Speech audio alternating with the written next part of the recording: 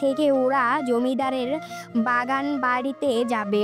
সেখানেও বর্তমানে আজরা কেন্দ্রে পরিণত হয়েছে। আফতাব উদ্দিন নৌকায় বসে পালক আর অরু ফিসফিস করে কথা বলছে আর হাসছে।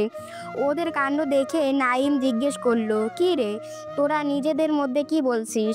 আমাদেরকেও একটু বল শুনি। শেখর তাতে তাল মিলিয়ে বলল, বোধহয় বিয়ের পর হানিমুন আর বাচ্চা কাচ্চার প্ল্যান করছে। বলতে বলতে হাসলো শেখর। পালক শেখরের বাহুতে ধাক্কা দিয়ে বলল, জি না মশাই, আমরা জমিদারের মেয়ে পরীর কথা বলছি। জানিস, মেয়েটি দেখতে খুব সুন্দর, একটি পুতুলের মতো। নাম পরী, আর দেখতেও পরীর থেকেও কম নয়।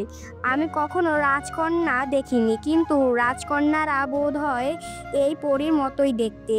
কৌতূহল হয়ে পালকের কথা শুনতে লাগলো শেখর, নাইম আর আসিফ।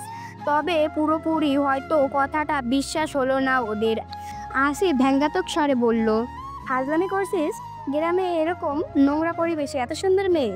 ধমকে উঠল রিমি, চুপ থাক।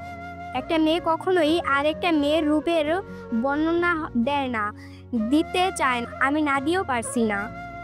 আসলে মেয়েটা খুব সুন্দর। নাইম ওদের সবার দিকে তাকিয়ে বলল, তাহলে তো দেখতে হচ্ছে মেয়েটাকে। দেখি কেমন সুন্দর। তা দেখবি কিভাবে? অন্দরমহলে তো পুরুষ মানুষ ঢুকতে দেওয়া হয় না। রুমির দিকে তাকিয়ে কপাল কুঁচকালো নাই। সত্যি তো? তাহলে কি পরীকে দেখা হবে না? যদি পরী বাইরে আসে তাহলে দেখব। পালক ভেঙচি কাটলো। নাইমের দিকে তাকিয়ে বলল, এত সোজা না বাবু। ওই মেয়ে বাইরে বের হয় কিভাবে দেখুনি? আজকে শাপলা বিলে তো নৌকায় ওই পরী ছিল। নাইমের মুখে চিন্তার বেশ দেখা গেল। পালক আর রুমি যেভাবে মেয়েটার বর্ণনা দিল, একবার না দেখা পর্যন্ত ক্ষান্ত হবে না। নাইম বরাবরই একরুখা ছেলে, কিছু একটা মনে এলে ওটা সে করেই ছাড়ে। বলতে গেলে ওদের ডিপার্টমেন্টের সবচেয়ে বুদ্ধিমান আর দুষ্টু প্রকৃতির ছেলে একমাত্র নাইম। শিখর দুষ্টু হাসি দিয়ে বলল, তাহলে আমরা রাতে চুরি করে অন্দরমহলে ঢুকবো। কি বলিস তোরা? আমি কিন্তু পরীকে না দেখে শহরে ফিরবো না। শিখরের কথায় সবাই হাসলো, শুধু মিষ্টি বাদে। ওই শহরের বাইরে বের হয়ে চারপাশ দেখছে। নাইম শিখরের কথা ভেবে দেখলো মন্দ না। সে বলল, তাহলে আজ রাতেই মিশনে নেমে পড়া যাক, কি বলো? এবার আসিফও সাই দিল। ও দেখতে চায় কেমন সুন্দর মেয়ে। পালকে ওদের কথা শুনে মাথা নেড়ে বলল, পাগল তোরা সব। ধরা খেলে বুঝবি, জমিদার মশাই তোদের গদ্দান নিবে দেখিস। আহারে, এসেছি 6 জন, যেতে হবে 3 জন। কথাটা আফসোসের স্বরে বলল পালক। নাইম বলল, আমরা ধরা খেলে তোদের নাম বলবো। তোরাই তো লোভ দেখালি। মেয়েটা এত সুন্দর, গদ্দান গেলে সবার যাবে। গ্রামের প্রাথমিক বিদ্যালয়কে আশ্রয় কেন্দ্র বানানো হয়েছে। এখানে সবাই তাদের মালপত্র নিয়ে কোনো এক স্থানে গাপটি মেরে থাকছে। গত 5 দিন আফতাব উদ্দিন কিছু খাবার দিয়েছে সবাইকে। তাছাড়া কয়েকটি প্রতিষ্ঠান থেকেও সাহায্য করা হচ্ছে অসহায় মানুষদের। নৌকা থেকে আশ্রয় কেন্দ্রে নেমেই নাইম সহ সবাই হা করে সবটা দেখতে লাগলো। এই গ্রামের সব কিছু অদ্ভুত ধরনের, এমনকি জমিদার বাড়িটাও অদ্ভুত ধরনের জিনিসপত্রে ভরপুর বাড়িটি। ওরা যতক্ষণ ও বাড়িতে ছিল ততক্ষণ ধরে শুধু দেখেই যাচ্ছিল। তবে মহিলা অন্দরে বেশিরভাগ ঘরই তালাবদ্ধ। কে জানে কি আছে ওই ঘরগুলোতে? আগেই বা কি ছিল? সবাই ওদের দেখে বুঝতে পারল যে ওরাই শহরের ডাক্তার। গায়ে সাদা রঙের অ্যাপ্রন জড়ানো বিধায় চিনতে সুবিধা হয়েছে। খাটো মোটা করে একজন লোক এগিয়ে এলো ওদের দিকে। ঘুরে ফিরে সবাইকে এক পলক দেখে নিয়ে বলল, আহেন আপনারা, ওই দিক থেকে শুরু করেন। নাইম সাই জানিয়ে লোকটার পিছে পিছে গেল। এক পাশে কাঠের টেবিল ও চেয়ার পাতা হয়েছে। মিষ্টি চেয়ারে ধপ করে বসে পড়ল। এটুকুতেই হাঁপিয়ে গেছে। চারপাশে চোখ বুলিয়ে নাক সিটকিয়ে সে বলে উঠল, এই নোংরা জায়গায় থাকতে হবে এখন? আমার তো বাবা বমি আসছে, ইচ্ছা করছে এক্ষুনি ঢাকায় ফিরে যাই। পালক নিজের চেয়ারটাতে বসতে বসতে বলল, তা হচ্ছে না কন্যা, স্যার তো বলেই দিয়েছে আমাদের এখানেই থাকতে হবে।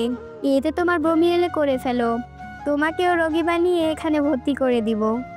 নাইম স্টেথোস্কোপ গলায় ঝুলিয়ে ব্যাগ থেকে খাতা কলম বের করতে করতে বলল, তাড়াতাড়ি কাজ শেষ কর, তাহলে তাড়াতাড়ি ফিরতে পারবি।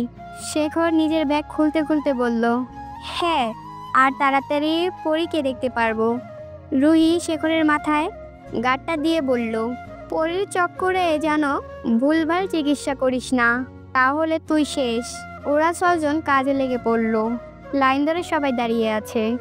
নাইম চেয়ার পেতে বসে আছে আর এক একজনের সমস্যার কথা শুনছে আর ঔষধ লিখছে। শেখর আর আসিফ ওষুধ দিচ্ছে। মেয়েদের চিকিৎসা করছে রুহি, মিষ্টি আর পালক, কারণ এখানকার মেয়েরা পুরী ডাক্তারের কাছে আসতে অস্বস্তি বোধ করে, তাই এরকম ব্যবস্থা। তবে লোকসংখ্যা দেখে মনে হচ্ছে আজকে রোগী দেখে শেষ করতে পারবে না। ইতিমধ্যে বিকাল গড়িয়ে এসেছে। হঠাৎ করে নাইমের চোখ গেল ভিড়ের মধ্যে দাঁড়িয়ে থাকা সম্পানের দিকে। কিছু একটা ভেবে নাইম তার নিজের জায়গা আসিফকে বসিয়ে উঠে গেল। সম্পানের সামনে গিয়ে দাঁড়াতেই একগাল হাসল সম্পান। বিনিময়ে নাইম ও মুচকি হাসি উপহার দিল সম্পানকে। বলে উঠল, কি অবস্থা, তুমিও কি এখানে থাকো? না বাবু, আমার কি এখানে দাঁড়ানোর সময় আছে? নাও নিয়েই পইরা থাকি, মেলা কাম আমার, পুরা পদ্মাই আমার, বুঝছেন? সম্পানের কথায় হাসল নাইম। অদ্ভুতভাবে সেই হাসি অবলোকন করে সম্পান। শহরের লোক হওয়ায় অন্যরকম দেখতে নাইম। চুলগুলো কি সুন্দর, গায়ের রঙও ফর্সা, পরনের পোশাক আশাক বলে দেয় ছেলেটা বড় ঘরে জন্মেছে। সেখানে সম্পান নিতান্তই চুনুপুটি। আয়নার নিজের চেহারা না দেখলেও প্রতিদিন নদীর পানিতে নিজের চেহারা দেখে সে। মাথায় ঝাঁকড়া ঝাঁকড়া চুল, শ্যামলা গায়ের রং, আর পরনের পোশাক তো সবসময় নোংরা থাকে। এভাবে কি তাকে সুন্দর দেখাবে? সুন্দর দেখাতে হলে আগে তাকে সুন্দর পোশাক পরতে হবে, নাইমের মতো চুলগুলোর যত্ন করতে হবে। কিন্তু ওসবের ক্ষমতা নেই সম্পানের। পরের নৌকা চালিয়ে যা পায় তাতে তো সংসারই ঠিক মতো চলে না। তার উপর এই সর্বনাশা বন্যা সব শেষ করে দিল, ঘরবাড়ি শহর ডুবিয়ে দিয়েছে। এখন ওর পরিবারের ঠাঁই হয়েছে নিজের আধভাঙা নৌকাখানিতে। নৌকার ফুটো দিয়ে পানি ঢুকতেই থাকে অনবরত, আর ওর মা পানি ফেলতে ফেলতে হয়রান হয়। সম্পানকে ভাবতে দেখে নাইম হালকা ধাক্কা দিল সম্পানকে। কি ভাবছো? সম্পান হেসে বলল, না কিছু না। নাইম এদিক ওদিক তাকিয়ে দেখল কেউ আছে কি না। সম্পানকে একপাশে টেনে নিয়ে আস্তে করে বলল, তোমাকে একটা কথা জিজ্ঞেস করব, সত্যি সত্যি বলবে। কি কথা?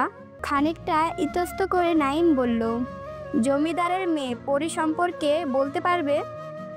মুহূর্তেই সম্পানের চেহারায় আদার নেমে এলো। হাসি মুখখানিতে ভয়ের ছাপ দেখা গেল। সে মাথায় হাত রেখে বলল, ঠাকুরের দিব্যি বাবু, আমি পরীর কিছু জানি না, আমার এইসব জিগাইবেন না, আমি কইতে পারমু না।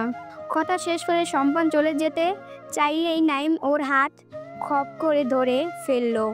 অবাক চোখে তাকিয়ে বলে, এত ভয় পাচ্ছ কেন তুমি? কি আছে এই পরীর মাঝে যে এত ভয় পাও তুমি? আমাকে নির্ভয়ে বলতে পারো, আমি কাউকে বলবো না। কিন্তু সম্পান বলতে নারাজ। নাইম অনেক জোরাজুরি করতে লাগলো। শেষে সম্পানকে বলতেই হলো পরী সম্পর্কে। পরী আমাগো জমিদারের ছোট মাইয়া। আপনারা পরীগো বাড়িতেই গেছেন। পরীর মা বাপে অনেক শাসন করে ওরে, সবসময় ঘরের ভিতরে বসে থাকে, বাড়ি থেকে বাইর হয় না একটুও। মনোযোগ দিয়ে সম্পানের কথাগুলো শুনল নাইম, তারপর বলল, কেমন দেখতে পরী? তুমি কি কখনো ওকে দেখেছো? হাসল সম্পান, হাত নাড়িয়ে বলল, আমি কেন বাবু, এই গায়ের কোনো বেড়া মানুষই পরীকে দেখে নাই, আমি দেখমু কেমনে? কারো কাছে শোনোনি পরী কেমন দেখতে? হ, বিন্দু কইছিল পরী নাকি মেলা সুন্দর, এর বেশি তো জানি না। সন্দেহ ভরা দৃষ্টিতে তাকিয়ে নাইম বলল,